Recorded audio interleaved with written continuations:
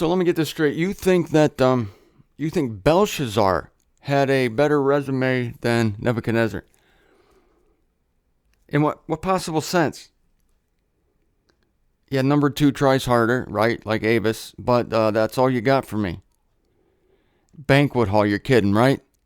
Yeah, don't you know what happened at the banquet hall?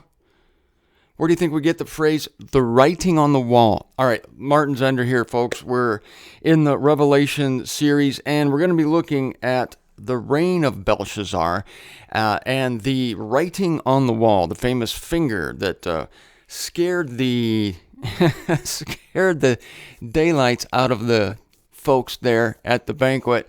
And I'm going to show you the religious nature of these 4 beasts. I already introduced that thought to you in the yesterday show, but today we're going to give it to you in many more details and reasons. I have more reasons than that. What reason did I give you? What reason did I give? Yeah, that Daniel was shocked. Well, let's look at that. Daniel was shocked. So he sees these beasts coming out of the sea in Daniel chapter 7. And again, I remind you, these beasts individually become the wild beast of the unveiling in the later chapters, chapter 11, 12, 13, so forth. And that is the temple section. So I'm going to get to that. It's the temple section. Remember, we're basically starting over in Revelation chapter 11 because Jesus finishes it. He comes down at the end of the 7th trumpet, and then chapter 11 starts. What? We're only halfway through the book of Revelation. We're starting over. That's because we're rehashing the same time period, but with a different angle. Now the angle is going to be the religious aspect of this great conquest of Christ, whereas before, from after we got through the prophetic section, we were looking at the political conquest. So Daniel sees these 4 beasts coming out of the sea in chapter 7, and shuddering is my spirit. I'm going ahead now. We're going to look at the details, believe it, but I'm going to verse 15. Shuddering is my spirit, mine, Daniel's, in the midst of its sheath. His spirit is in a sheath? What? Let me read this again. This can't be right. Shuddering is my spirit, mine, Daniel's, in the midst of its sheath. I'll be darned. Daniel's spirit had a sheath. I kind of think of like a scabbard for a sword. You pull it out, or a holster for a gun. You pull it out and you draw. Daniel pulled out his spirit out of his sheath. That's interesting. Never saw that before. And the visions of my head are flustering me. The visions, this thing he just saw, flustering him. I draw near to one of the risers. Remember, we used that word before. Months ago, I talked to you about these spiritual beings called risers. They're the ones that tell Daniel what's happening. It's the risers.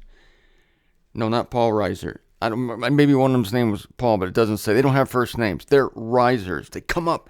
And as to the certainty of all this, am I petitioning him? As to the certainty, because Daniel's not sure what he's seeing here. Then he speaks to me. The riser does. And this is another spiritual being, another classification, a riser. Don't forget this. That's a baseball cap. You can't tell that's what I have on my head. See the back? It's backwards. Yeah, I try to put it forwards, but then it bangs up against the microphone. I'm not going to show you. So the risers, and he asks about the certainty. Then he speaks to me, and the interpretation of the matter is he making known to me. So the point here is that Daniel is shuddering in his spirit, and the spirit is just quivering in its sheath, and he's shocked. Now, these cannot be the political entities that are figured by the 4 parts of Nebuchadnezzar's image. Nebuchadnezzar, that was the grandpa. That was his grandpa, right? Let me check on this. You, O king, are the supreme Eloi, granted esteem, honor to Nebuchadnezzar, your grandfather. Right, I'm going to get to that. Wait till I tell you about Belshazzar. You think Belshazzar has a superior resume? No, this guy is a doofus of the highest order, and I'm going to tell you what happens in the great banquet hall. So Daniel's shocked, and his spirit in its sheath quivers. And why would it do that if these were a mere repetition of the image? He wouldn't have. And so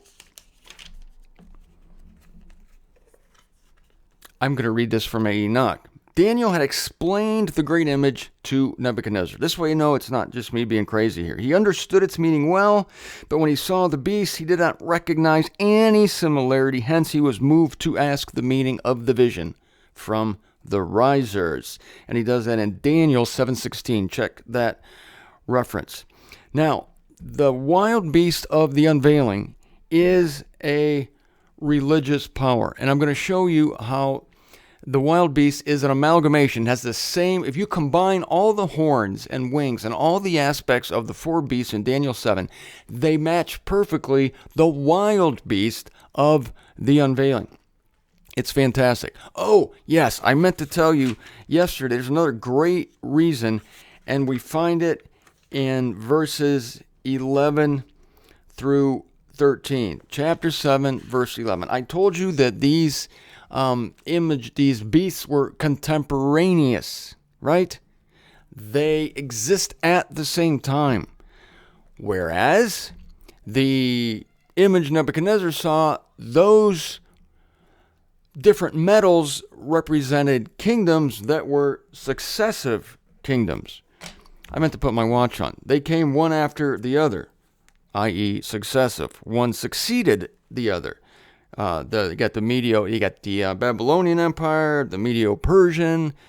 The Babylonian gave way to the Medo-Persian. Old Grandpa Nebuchadnezzar died, and here comes the little grandson, Belshazzar, little Belchy, and he blows it. He screws the pooch. And then that kingdom fades, and it's succeeded by another kingdom, those Medes and Persians. And then Alexander the Great. One falls, the other takes its place. This is not the case with the beasts of Daniel chapter 7. And again, all this to prove to you that these are religions. Nobody else is saying this. Nobody. All the expositors make this the image, and they make it nations. They make it world kingdoms or nations. They do one of the two things. They do tricky things. The bear must be Russia. Isn't it? That's what they say. The she-bear is Russia. Why? Because there's a contemporary symbol for the former Soviet Union that was a bear. This is why you can't go on what's in vogue at the time. So, they're all tricked. They're all just not looking at the translation. You see, it's the translation. So we're going ahead again. We're going to go back and describe it. Look at verse 11. This is after he sees all four beasts. He describes them. Perceiving am I then, because of the sound of the monstrous matters that the horn is declaring. There's a horn on the last beast here. Perceiving am I till the animal is dispatched. Destroyed is her frame and granted to the glowing fire. And the remainder of the animals, in other words, the other three animals, the first three animals, their authority is caused to pass away. Their authority passes away, yet a lengthening of life is granted to them till the stated time and seasons. So the three animals, the three beasts, the first three remain. The first one produces a horn, which is the man of lawlessness, and he declares hideous things, or hideous, if you'd like to say it that way. And it is dispatched first, destroyed. Granted, the frame is to the glowing fire. And the remainder of the animals, their authority passes away. They have no more power on the earth, yet a lengthening of life is granted to them. Plural, them. That is huge. Where do you find, I ask you this, where do you find Babylon, Medo-Persia, or Greece in the book of Revelation? You don't. And yet the wild beast is an amalgamation of these beasts. Where's Greece, Medo-Persia, and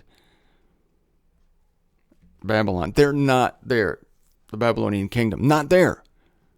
But there are religious powers that exist. They're all there, and they are here now. Hinduism, Buddhism, Islam, and Christianity. They're here now. And they will be here till the end. But they will be destroyed at the end. Next to point A. Oh, yes. It's the religious side of things that is emphasized with Belshazzar. And here's where all you Belshazzar fans are going to be sorely disappointed. If you think he was better than his grandfather, Nebuchadnezzar, he's not. It was the political Gentile power that was given by God in the days of Nebuchadnezzar to Nebuchadnezzar. But the vision of the four animals is during the administration of, yes, Belshazzar. What mother would, in her right mind, would name her son Belshazzar? Well, that's a good point. No mother just come out of labor is in her right mind. But most people decide this ahead of time. I don't know. It is in his reign that the religious side of matters is stressed, because he was the one, as I told you, who desecrated the vessels of the temple that had been brought from Jerusalem. And he drank wine from the sacred chalice, like the Holy Grail. We're the knights who say "Nee," and they all said "Nee" at the feast, and bad things happen, as I'm going to show you. And he worshipped gods. Let's go to that passage. If this is the last thing I do, not in my life, just today, then this will be worth it. Okay, the giant finger comes on the wall. Belshazzar is partying the night away. And he's got dancing girls. He's got, jugglers, sword swallowers, fire eaters. And while he's doing his thing, a giant finger comes on the wall and starts writing. This gets everyone's attention. Everyone stops, collectively catches their breath. And it writes some strange symbols on the wall. Nobody can figure them out. I'm fast forwarding through the opening, the whole tale. You can read that for yourself if you want in Daniel chapter 5. But I'm getting to the key point. So they call in who else but Daniel? The famous Daniel. It's kind of been neglected since, his friend Nebuchadnezzar put him in charge. So they call Daniel, and the king says, you go through the usual pomp and circumstance. I hear that the Elohim is in you, and a stream of light and intelligence and excellent wisdom is found in you. He's buttering him up big time in verse 14 of chapter 5. Now brought in before me were the wise men, the magi, the hieromancers, and they shall read this writing and make known to me its interpretation. Yet they cannot disclose the interpretation of the matter, because apparently they are all stupid, and I shall fire them forthwith, which will be followed by their decapitations. I added that. I don't know what happened to these guys. Yet I hear concerning you that you can interpret interpretations and untie knots. I love that. If only I could be an interpreter of interpretations. In fact, I am. No, I'm not. I don't interpret, right? I don't interpret. But Daniel was said to be, by Belshazzar, an interpreter of interpretations, one who unties knots. Daniel must have been a Boy Scout back in the day. Now, if you can read the writing and make known to me its interpretation, in purple shall you be clothed. Ooh, purple. I'm going to turn him into a Minnesota Viking. Sorry for you folks in foreign countries if you don't understand that reference. With a circlet of gold about your neck, and as the third one in the kingdom shall you have authority. I would have said, I want number 2. Third in the kingdom? Are you kidding me? I want number 2. That's not what Daniel says. Then answering is Daniel and saying before the king, quote, your gifts be to yourself. That was a nice way, an Old Testament way, a godly way of saying, take your gifts and shove them. Shove them. Well, I'm just saying that's the early version of that. It's the same thing, but it was very polite. Your gifts be to yourself, and your rewards grant to another. But the writing will I read to the king, and its interpretation will I make known to him. Why are we doing this? To show you the religious nature of Belshazzar's reign. Oh, God, look what the time's doing.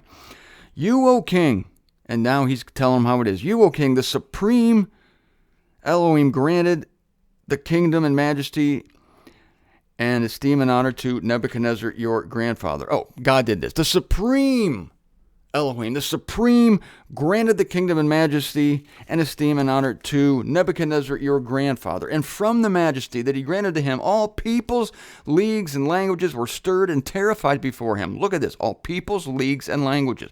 These are nations. These are national groups. This is Gentile jurisdiction given to Nebuchadnezzar. It's different with Belshazzar, your favorite buddy.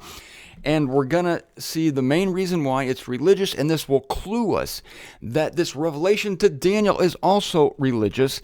And the wild beast, which is an amalgamation of the four beasts, appears subsequent to the 11th chapter of Revelation, which is also religious. God, I make sense for a living, and I don't mind doing this for you.